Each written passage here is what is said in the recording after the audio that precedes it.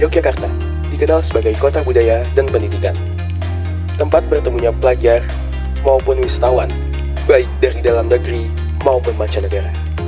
Namun, di balik citra indahnya kota ini, Yogyakarta juga menghadapi tantangan serius dalam hal pengelolaan sampah.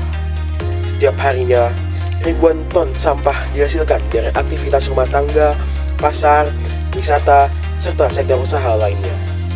Sampah-sampah ini sebagian besar dikirim ke tempat pembuangan akhir Piungan, Bantul, sebuah lokasi di pinggiran kota Jogja yang kini telah melebihi kapasitasnya. Akibatnya, sering terjadi penumpukan sampah yang tidak tertangani dengan baik. Bahkan, tempat pembuangan akhir ini harus ditutup sementara karena kondisi daruratnya. Kondisi ini makin memperburuk dampak lingkungan dan sosial, terutama bagi masyarakat yang tinggal di sekitar TPA Piungan, termasuk komunitas pemulung yang menggantungkan hidupnya dari limbah masyarakat. Di Desa Sitimulyo, Kecamatan Piungan, kami berhadapan dengan dua masalah utama, yaitu tingginya angka kemiskinan dan banyaknya limbah kardus yang belum dikelola dengan optimal. Mereka yang berjibaku dengan sampah, para pemulung, mendapatkan penghasilan yang sangat minim. Padahal, di tangan yang kreatif, kardus-kardus tersebut bisa bernilai jauh lebih tinggi. Melalui proyek kewirausahaan sosial ini, kami mencoba menghadirkan solusi kreatif serta berkelanjutan. Dimulai dari Yogyakarta, rumah kita bersama, untuk menjawab tantangan sampah yang makin mendesak. Komunitas sasaran kami ada 3. Yang pertama yaitu Afrizal, dengan umur 20 tahun. Pekerjaannya adalah pengepul rongsokan. Sebagai pengepul, ia memiliki penghasilan yang relatif lebih tinggi, yaitu sekitar Rp1.800.000 per bulan. Afrizal menjual hasil pengepulannya kepada pengepul yang lebih besar. Nah, aku itu ngedole setiap sebulan betul. Per bulan ini kurang lebih pendapatan per bulan berapa kalau boleh? Kurang lebih sebulan 1,2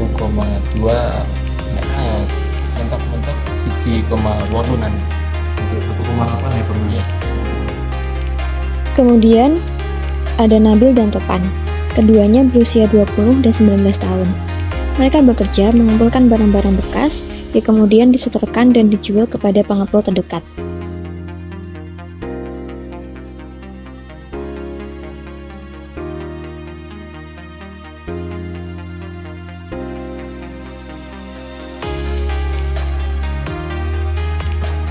Itu kardus stok pripun Mas?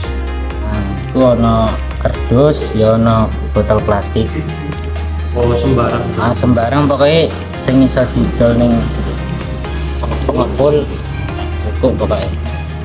Nek per kilo niku kurang luwih kardus niku sekilone 2.000.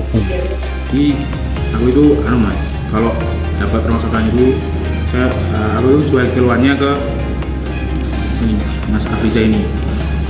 Soalnya aku ini lulusan SMP Mas, ngapunten terus sih buatan sakit nopo-nopo lah. Oh berarti kalau misalnya dapat dari mengambil di jalan segala macam hasil rongsokan itu langsung ke tempat Mas Rizal atau disimpan dulu Mas? Misalnya ditunggu seminggu agak banyak baru dikumpulkan atau per hari langsung store gitu Mas? Kalau biasanya ya kalau kita ini Mas paling ya cuman ya simpel aja Mas, dipilah nanti yang kira-kira bisa dijual mahal itu yang mana. Nah nanti kalau udah terkumpul banyak nanti baru kita serahkan ke pengepul Mas Afiza. Pada tahap awal penelitian, kami telah melakukan wawancara dengan 3 warga setempat, yaitu komunitas sasaran kami, untuk mengidentifikasi permasalahan utama di komunitas target. Berdasarkan hasil wawancara tersebut, kami menemukan bahwa kurangnya keterampilan merupakan isu yang dihadapi oleh masyarakat. Dan seluruh responden 100% menyebutkan kurangnya pengetahuan sebagai akar penyebabnya. Pada diagram Pareto yang telah kami susun, kami menemukan masalah utama, yaitu tingkat produktivitas yang rendah. Nah, tingkat produktivitas yang rendah karena komunitas sasaran yang kami teliti adalah mereka bekerja hanya sebagai pemulung tanpa adanya pendapatan lebih dari aspek lainnya. Nah, penyebabnya adalah karena mereka tidak mengetahui tidak memiliki pengetahuan pengembangan terkait bagaimana cara mereka mengolah atau melakukan inovasi terhadap barang yang mereka kumpulkan. Kayak gitu. Nah, akibatnya pendapatan mereka tidak menentu. Pemulung rata-rata mendapatkan pendapatan di bawah UMR Jogja atau sekitar 1 juta rupiah dengan harga 1 kilo kardusnya dijual seharga Rp2.000. Nah, akibatnya dari pendapatan tidak menentu ini, kesejahteraan pemulung rendah.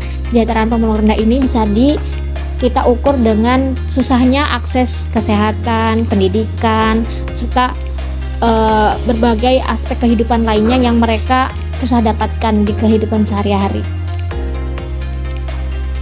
Oke, selanjutnya kita masuk pada bagian analisis sosial. Pada analisis sosial ini, kami melakukan pendekatan berbasis analisis based community development, yang dimana kami menemukan beberapa modal. Yang pertama, itu modal manusia.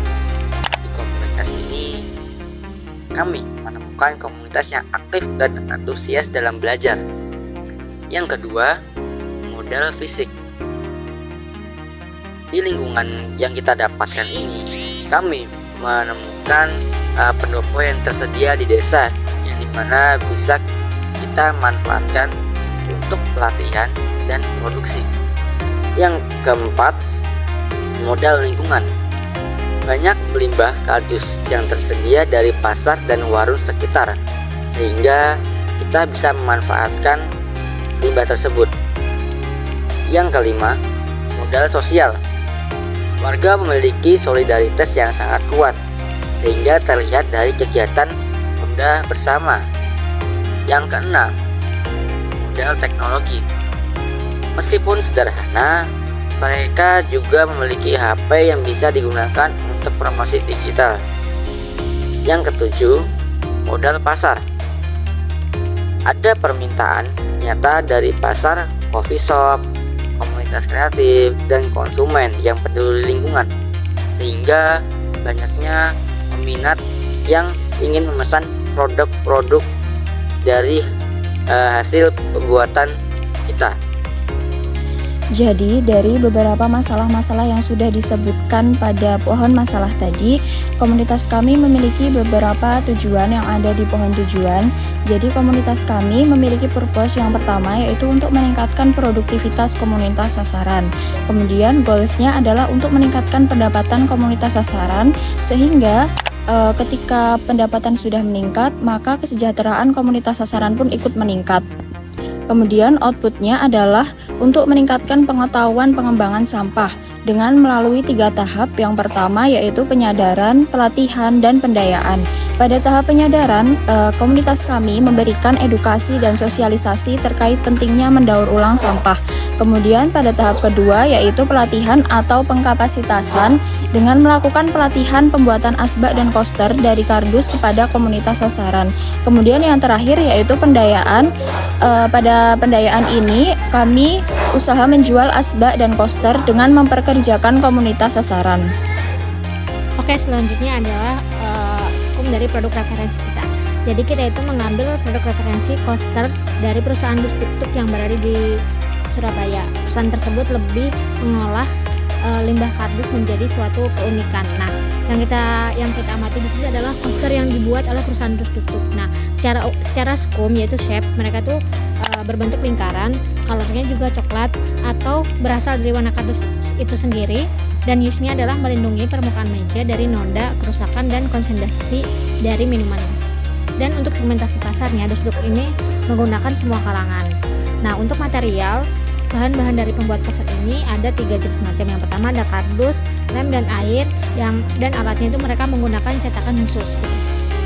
Nah, partsnya itu setiap koster memiliki nama dus tuk-tuk.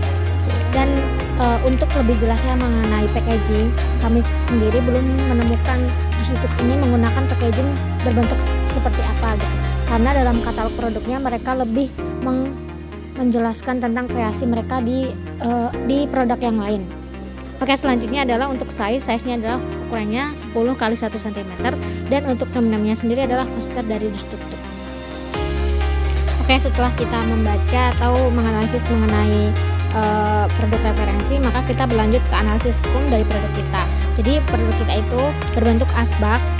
Nah, asbak ini cara shape atau ukuran berbentuk lingkaran. Lalu colornya itu menggunakan warna coklat atau krem atau senada dengan warna kardus itu sendiri. Nah, untuk use-nya adalah asbak kardus ini berguna untuk menampung sisa-sisa rokok. Dan segmentasi pasar yang kita tuju adalah cafe shop dan kalangan mahasiswa di seluruh Jogja khususnya. Nah, untuk material dari asbak ini ada alat dan bahan. Bahannya ada 3, yaitu ada kardus, lem, dan air. Untuk alatnya ada cetakan, amplas, palu, stempel, dan sedotan. Nah, untuk partsnya adalah setiap asbak ini memiliki cap sidus. Jadi dari setiap asbak itu kita mencap nama sidus gitu. Untuk kemasan yang lainnya kita tidak menggunakan kemasan karena karena kita kan recycle, jadi tidak menggunakan packaging apapun. Nah, untuk size-nya ada ukuran asbak ini ada 10 kali 5 cm atau diameter lingkarannya 10,16 cm dan tingginya 5 cm. Untuk nama produk kita yaitu Sidus atau Sitimulyo-Kardus. Bentuk inovasi kami berupa bentuk recycle karena terbentuk dari pengolahan sampah, menggunakan kardus bekas yang biasanya hanya dijual mentah kepada pengepul. Tetapi kini, barang tersebut bisa diolah menjadi asbak yang memiliki nilai jual beberapa kali lipat. Hal itu juga tidak memunculkan masalah sosial dan lingkungan, atau disebut juga dengan ekonomi sirkular. Model bisnis sosial yang kami terapkan adalah model bersinggungan. Model ini menggabungkan aspek bersinggungan antara pembelian bahan produksi dari komunitas sasaran dan aspek integratif di mana menjadikan komunitas sasaran sebagai pekerja. Kami melakukan investasi yaitu pembelian bahan utama produksi, yaitu kardus dari komunitas sasaran, memberikan modal alat dan bahan lain, pelatihan dan menyediakan lapangan pekerjaan, serta memberdayakan komunitas sasaran untuk meningkatkan produktivitas dan penghasilan mereka. Kemudian kami juga melakukan reinvestasi, di mana kami melakukan pendampingan lanjutan untuk memastikan keberlanjutan pemberdayaan serta pengembangan kapasitas produksi komunitas sasaran sebagai supplier. Sehingga kami mendapatkan return, di mana komunitas sasaran memberikan kontribusi kepada wirausaha sosial dalam bentuk tenaga kerja dan penyedia bahan produksi berkualitas secara konsisten.